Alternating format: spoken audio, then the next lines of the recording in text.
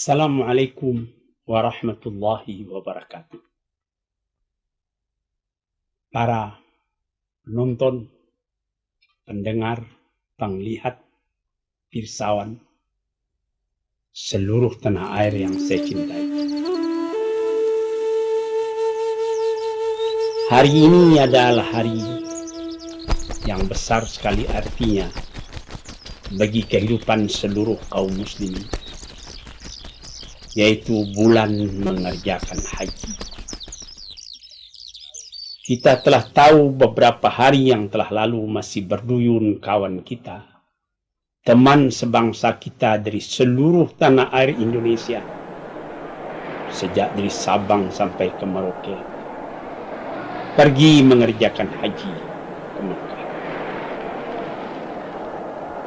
Dan kebetulan pemerintah kita pun baru saja membeli 4 buah pesawat 747 Boeing yang diberi nama dari kota-kota kita yang besar, City of Jakarta, City of Bandung, City of Surabaya, City of Medan.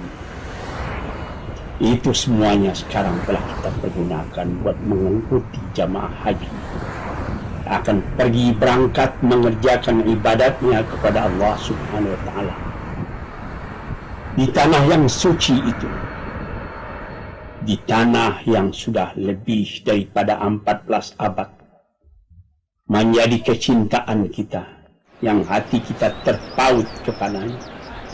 5 kali sekurang-kurangnya sehari semalam kita menghadapkan muka ke sana, menyatukan hati dan pedoman hidup dan tujuan hidup seluruh kaum muslimin yang pada masa ini sudah tidak kurang jumlahnya daripada 1 miliar di seluruh dunia ini.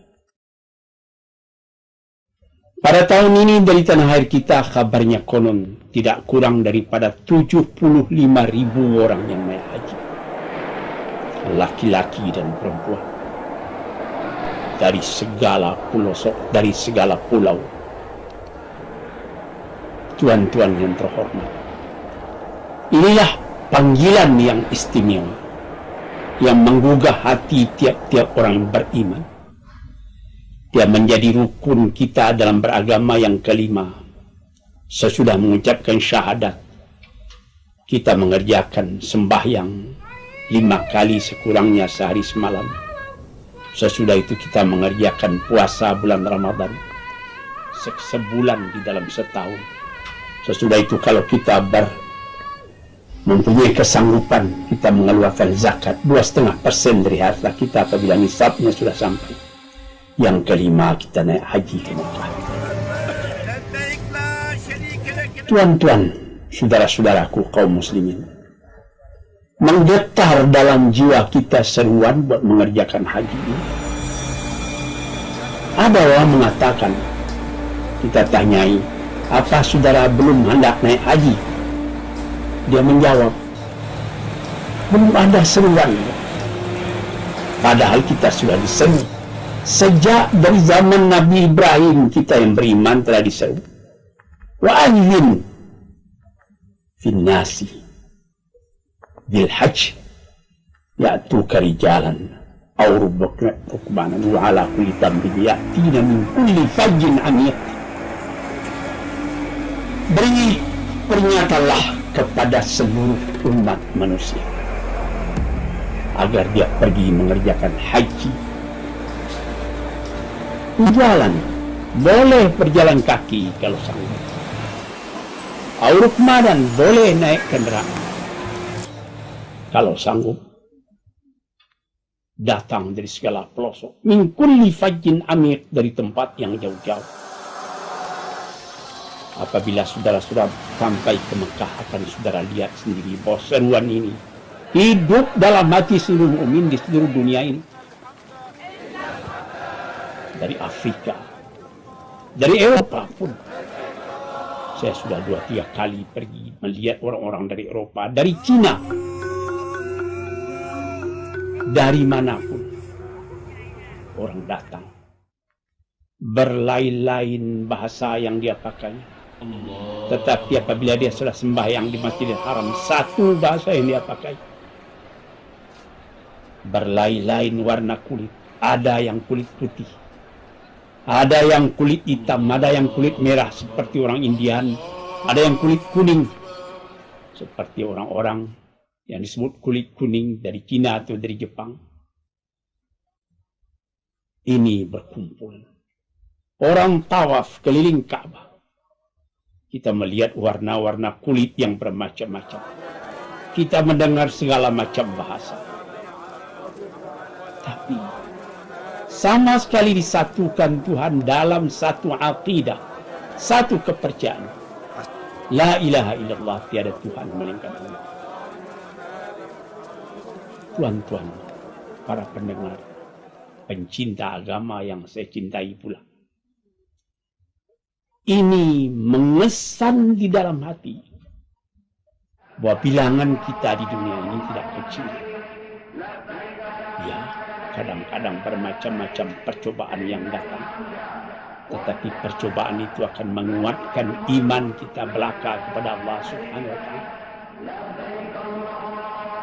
Yang penting dan jadi intisari daripada mengerjakan haji itu ialah wukuf di Arafah. Wukuf artinya berhenti, tertegun di Ka'bah, di Arafah. Sejak dari tergelincirnya matahari sampai waktu asar habis. Saudara-saudara, terbayang dalam mata kita sekarang. Beribu-ribu khaimah terpasang di tengah lapang yang sangat luas. Dan suara itu mendengung bersemongang ke langit. Apatah lagi setelah ada radio sekarang ini. Labbaik, Allahumma labbaik, la syarika laka, labbaik, innal hamda wan ni'mata laka wal mulk, la syarika laka. Tuhanku, labbaik, aku datang memperkenankan panggilanmu ya ilahi. Ini arti labbaik. La syarika laka, tak ada sekutumu dengan yang lain. Innal hamda wan ni'mata laka wal mulk. Segala puji-pujian, segala nikmat yang kau turunkan, segala kerajaan dan kekuasaan engkau yang punya. Ini mendengung di seluruh Arafah. Di situ akan Tuhan rasain bagaimana nikmat hati kita sebagai Muslim, yaitu menyerahkan diri kepada Allah Subhanahu wa Ta'ala, zahiran wa batinan, awalan wa akhiran, lahir dan batin, dulu, sekarang dan nanti, terus menyerahkan diri kepada Tuhan. Dan yang mencengangkan lagi, yang mengharukan lagi apabila kita mengerjakan wukuf itu, pakaian sama, sehelai selendang menutup kita punya badan sebelah kiri, bahu sebelah kanan terbuka. Sehelai kain untuk penutup aurat kita, tapi tidak boleh satu juga yang bersarung, tidak boleh dijahitkan. Ini apakah dia raja yang datang dari sebuah negeri yang besar, atau dia presiden dari satu republik yang besar seperti tanah air kita Indonesia, atau dia seorang jenderal dengan bintang 4 yang telah menang dalam berbagai peperangan, atau dia menteri dari satu kabinet yang kuat dan stabil pemerintahannya, atau dia seorang penyapu labuh, seorang penyapu jalan, atau dia seorang tani yang datang dari dusun yang jauh, yang baru sekali itu melihat kota Jakarta dan sekali itu melihat kota Jeddah, sesudah itu tidak melihat lagi apabila dia pulang kampung. Pakaiannya sama. Ini tuan-tuan yang terhormat, dengan sangat kita perhatikan, sungguh-sungguh mengharukan hati kita. Sama sekali berdoa kepada Tuhan, ya Tuhanku, aku telah datang ke tempat ini. Ya Tuhanku, aku minta diampuni aku punya dosa. Ya Tuhanku, jarak antara aku dengan Engkau tidak jauh lagi. Doaku Engkau terima, permohonanku aku kabulkan. engkau kabulkan, dan cintamu meresap ke dalam hatiku. Ini yang dirasakan apabila kita wukuf di Arafah. Sebab itu Nabi Muhammad SAW sendiri mengatakan, Al-Hajju Arafah. Inti haji Arafah itu. Kalau tidak dapat berkumpul di Arafah pada tanggal 9 hari bulan Dzulhijjah, itu bukan haji namanya. Baik pun terdahulu 1 hari belum sah, atau kata kemudian 1 hari belum sah. Walaupun misalnya perhitungan kita di sini, misalnya hari Jumat wukuf, rupanya perhitungan orang di Mekah hari Kamis atau hari Sabtu wukuf. Hitungan yang di Mekah itulah yang berlaku. Dengan demikian serentaklah orang mengerjakan haji. Tuan-tuan, saudara-saudaraku yang terhormat, ini satu keajaiban lagi. Beberapa kawan saya mengatakan, dan saya sendiri juga mengalami, apabila satu kali kita telah mengerjakan haji, sebelum pergi macam-macam debar jantung. Apakah saya punya amalan akan sah? Apakah saya akan diterima Tuhan? Apakah saya punya mengerjakan syarat dan rukun haji ini tidak sempurna? Ini ketika sebelum pergi. Nanti apabila telah dikerjakan haji itu, oh begini, tidak sesukar sebagaimana yang saya pikirkan. Di dalam tulisan banyak syarat-syarat yang kita susah memikirkannya. Tapi apabila telah dikerjakan, murah rupanya. Sama dengan mengerjakan wudhu, saudara-saudara yang terhormat. Di dalam mengerjakan wudhu dikatakannya, mustilah wudhu itu mempunyai rukun. Pertama niat, kedua membasuh muka, ketiga membasuh tangan, keempat menyapu kepala, kelima membasuh kaki, keenam tertib. Tapi setelah dikerjakan tidak 6. 4 cuma. Membasuh muka, membasuh tangan, sampai kepada 2 siku, menyapu kepala, lantas membasuh kaki. Yang niat tadi itu tersebut dalam rukun, tapi bekerja sendiri. Yang tertib memang itu ditertibkan. Mesti tidak boleh terdahulu membasuh kaki daripada membasuh muka. Begitu pula misalnya mengerjakan haji tadi. Begini, tapi setelah dikerjakan rupanya mudah, sehingga semua orang yang baru sekali naik haji ingin yang kedua, ingin yang ketiga. Tuan-tuan, saya sendiri mengalami. Alhamdulillah sudah banyak negeri yang saya jalani, sudah banyak hotel yang saya masuki. Bagaimana servisnya di negeri-negeri yang besar, di Paris, di London, di Roma, di Jepang, dan di tempat-tempat lain. Penyelenggaraan di Mekah itu tidak seperti yang di Eropa atau di Jepang tadi.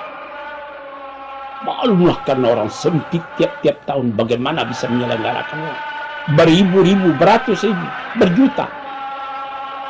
Saya tahu.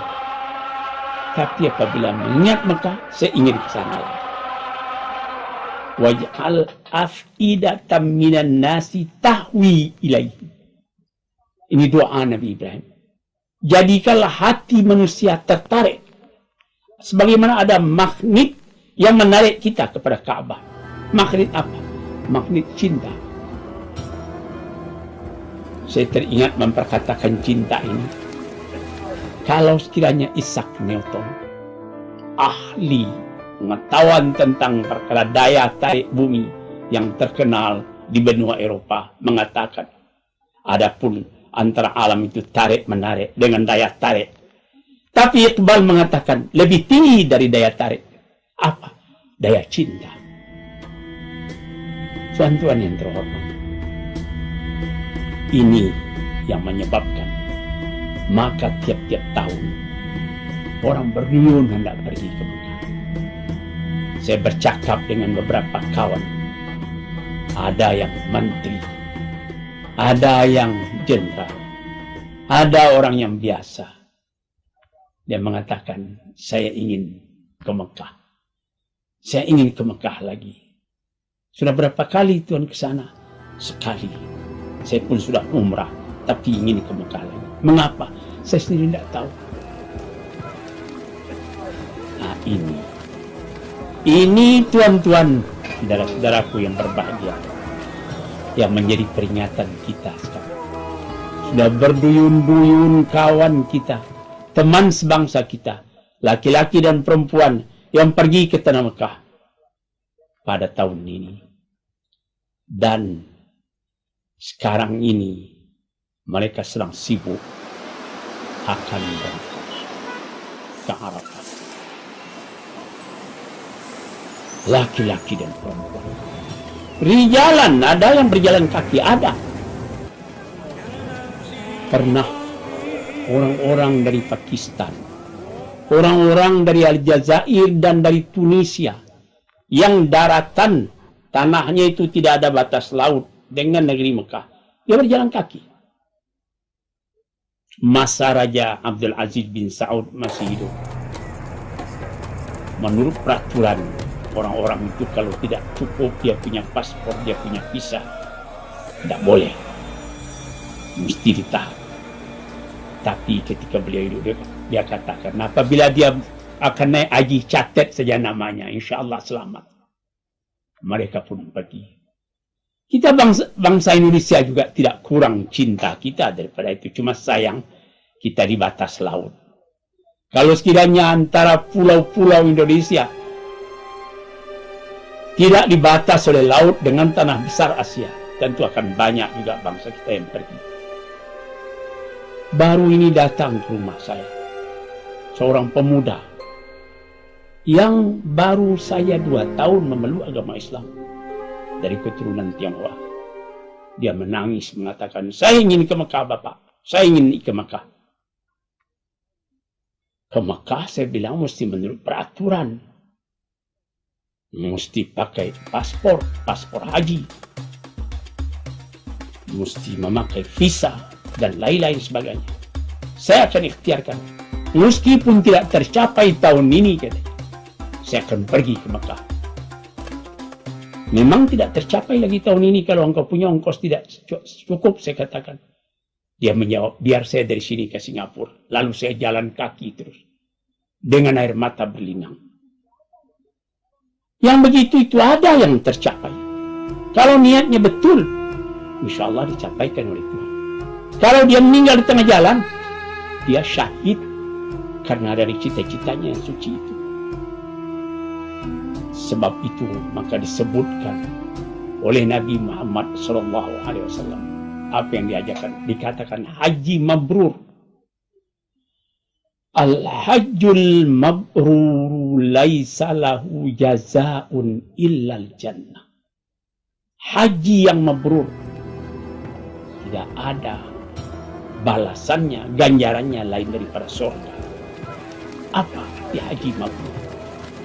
Haji yang amalannya diterima oleh Tuhan. Apa tandanya? Tandanya apabila Tuhan telah kembali. Bagaimana perasaan Tuhan sesudah mengerjakan haji? Saya banyak melihat orang-orang apabila telah kembali dari haji, memang ada perubahan pada jiwanya. Dia menjadi lebih tekun. Dia lebih prihatin di dalam mengerjakan ibadah.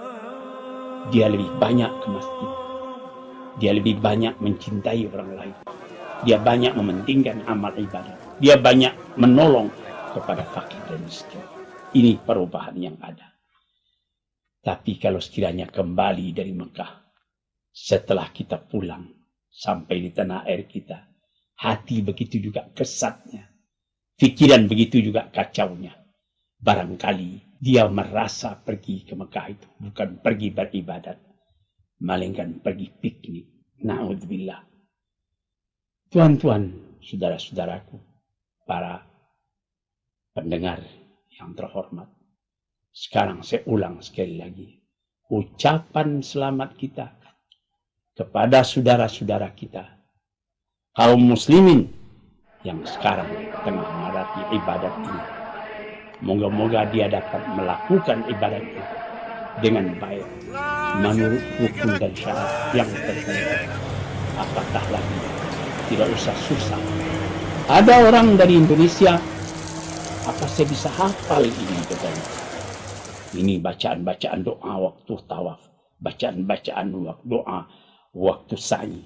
Saya jawab, itu mudah.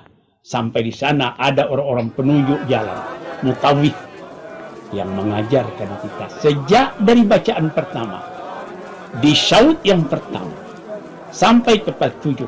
Demikian juga di antara sa'i Bukit Safa dan Marwah. Sejak daripada langkah pertama dari Bukit Safa sampai penghabisan di Bukit Marwah, ada orang yang mengajarkan.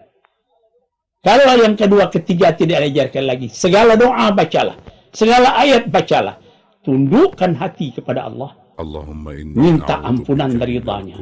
Kita akan menjadi pulang kembali ke tanah air dengan jiwa yang kaya, dengan hati yang besar, dengan keridaan. Radhiyallahu anhu wa radu anhu. Dzalika liman khasyya rabbah. Allah ridha kepada kita pun ridha kepada Allah. Karena kita telah merasa takut akan azabnya, rindu akan nikmatnya yang kita harap-harapkan selalu. Itulah kekayaan batin. Uang bisa habis, kekayaan bisa pudar, tapi iman kita minta kepada Tuhan, moga-moga ditambahnya dan kita selamat dunia dan akhirat. Sekianlah dulu, insyaallah lain hari kita sambung lagi. Assalamualaikum warahmatullahi wabarakatuh.